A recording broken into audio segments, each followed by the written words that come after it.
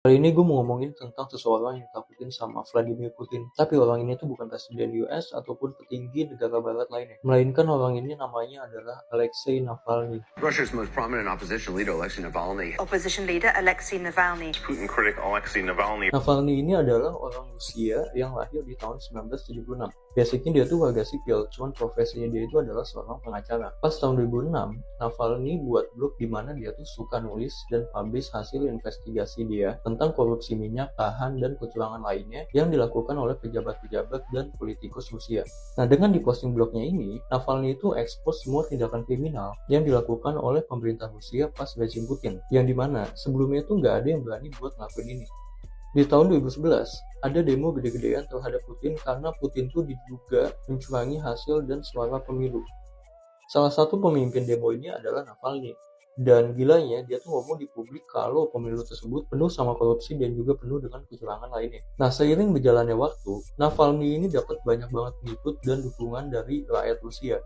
Sampai akhirnya di tahun 2013, dia nyalonin diri jadi wali kota Moskow. Waktu dia nyalonin, gak ada satupun TV nasional Rusia yang siarin kampanyenya Navalny. Sampai-sampai, dia tuh harus ngandelin volunteer dan juga online crowdsourcing buat ngebantu kampanyenya.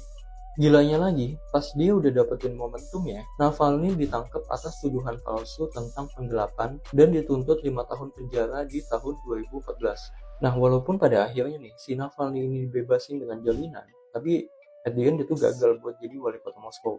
Setelah bebas, dia tetap expose korupsi, tapi kali ini bukan lewat blog, melainkan lewat YouTube yang ditonton jutaan kali dan pada akhirnya memicu demonstrasi.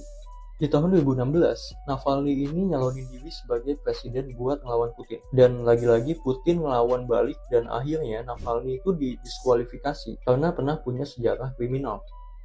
Padahal pada waktu itu Navalny adalah politisi populer kedua di Rusia setelah Putin. Dan ditambah popularitas Putin itu sempat turun karena ekonomi Rusia lagi struggle yang ngebuat Navalny itu sebagai ancaman.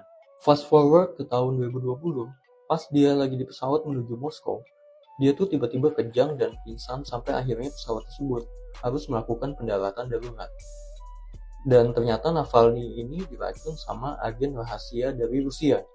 Dan untungnya dia tuh selamat setelah dapat perawatan dari tim medis di Jerman.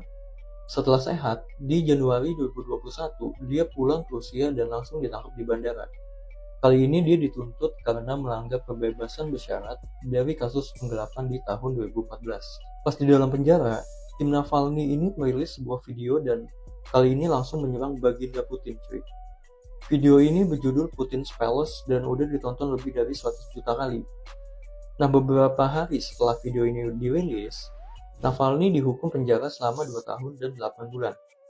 Terus di tahun 2022, hukuman Navalny ditambah jadi 9 tahun penjara setelah dinyatakan bersalah atas penipuan dan penghinaan terhadap pengadilan secara terbuka. Dan sampai saat ini Navalny itu masih ada di dalam penjara dengan maximum security di Rusia. Walaupun begitu, pergerakan Navalny ini masih berjalan dan juga dikoordinasi oleh tim dan juga oleh keluarganya. The last time I saw him was a year and a half ago on my 20th birthday. You asked me why is he in solitary confinement and punishment cell? I will read you some excerpts from official violations that Alexei Navalny was given out by the colony.